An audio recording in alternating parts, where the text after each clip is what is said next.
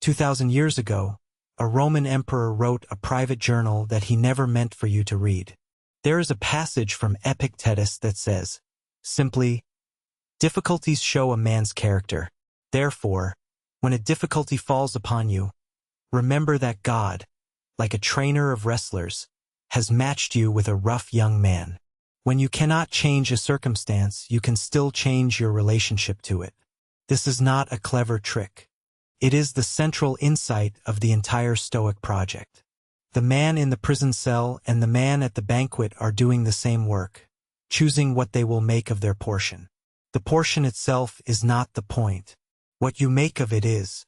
If you watch carefully, you will see that the world conspires to take your attention. It wants you to be angry and afraid and envious and certain of your importance. None of these are accidents. They are profitable.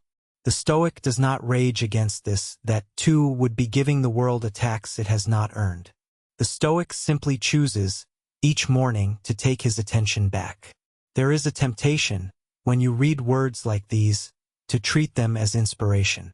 Words to be felt, then forgotten. But the Stoics did not write to inspire. They wrote to instruct. They believed that virtue was a craft, not a feeling, that inner strength in hard times was something you practiced, the way a stonecutter practiced his chisel. Small, deliberate, repeated. It helps sometimes to remember scale. You are one person on one planet, in one moment of a history that stretches behind you for tens of thousands of years and ahead of you for who knows how long. The thing that is bothering you tonight, the slight, the unanswered message, the small humiliation, will not be remembered by anyone, including yourself, in a year. This is not nihilism. It is perspective. The Stoics called it the view from above. There is a particular kind of suffering that comes from believing you are alone with your difficulty. The Stoics knew this suffering well, and they wrote against it with a tenderness that modern readers sometimes miss. Epictetus did not write to a perfected reader. Epictetus wrote to the man at his worst, the one who has just lost his temper or his courage or his way. To that reader, the message was always the same. Begin again. There is a phrase Epictetus repeated over and over in the schoolroom in Nicopolis where he taught virtue is a habit. Not a gift. Not a mood. A habit. Built one small refusal at a time. The man who can sit with a difficult feeling for 30 seconds today can sit with it for a minute tomorrow. The work is unremarkable. It is also the whole work. Watch, sometimes, how a small humiliation lingers in you for hours. Watch how a single critical word from someone you do not even respect can ruin an evening. This is the place where the Stoics did their hardest work. Not in grand crises, those are easy in a strange way. In the small frictions. In the petty ones. The ones that should not matter but do.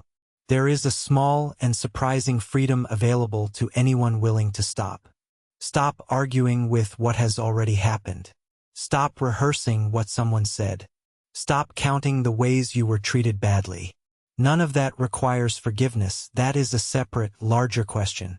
It only requires the decision to put the thing down. To set it down, as you would set down a stone you have carried too far.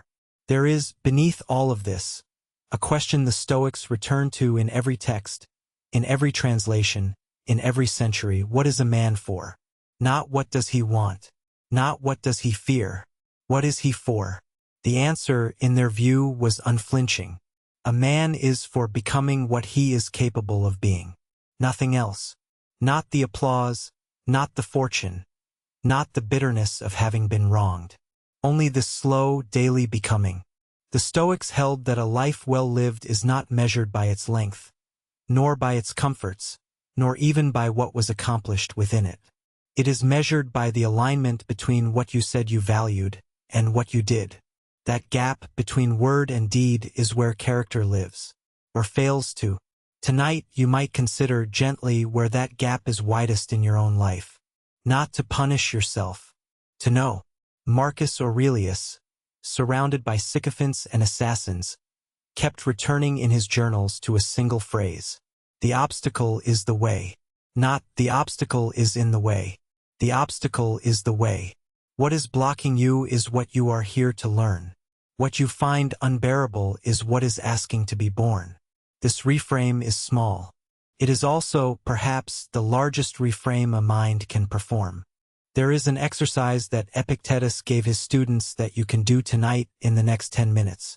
List the things you have lost in the last year: opportunities, relationships, money, time, certainty.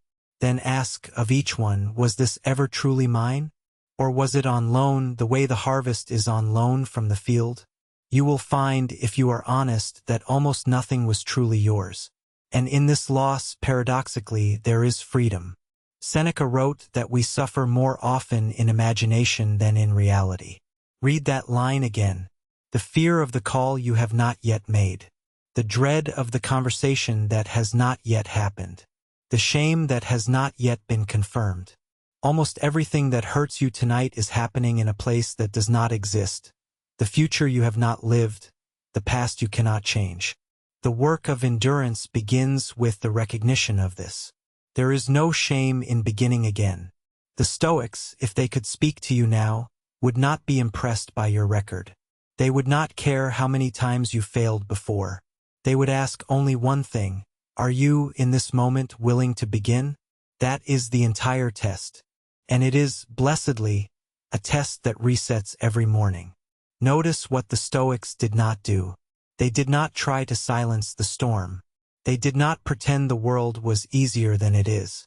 They named the difficulty plainly: inner strength in hard times, the practice of standing firm, the slow erosion of attention. And then they did the harder thing. They turned inward, not to escape, but to find the one place where their power was still real. Seneca wrote to his friend Lucilius about the long art of recovery in a letter that you can still read today, almost 2,000 years later. He did not promise transcendence. He did not say the work would be easy. He said, I am still learning. Even at the end of my life, I am still learning. Take this as a comfort. The men we look up to were not finished. They were practicing. There is a posture the Stoics taught their students to hold when life pressed in hard. They called it patientia, patience, but stronger. Not the patience of waiting for something better.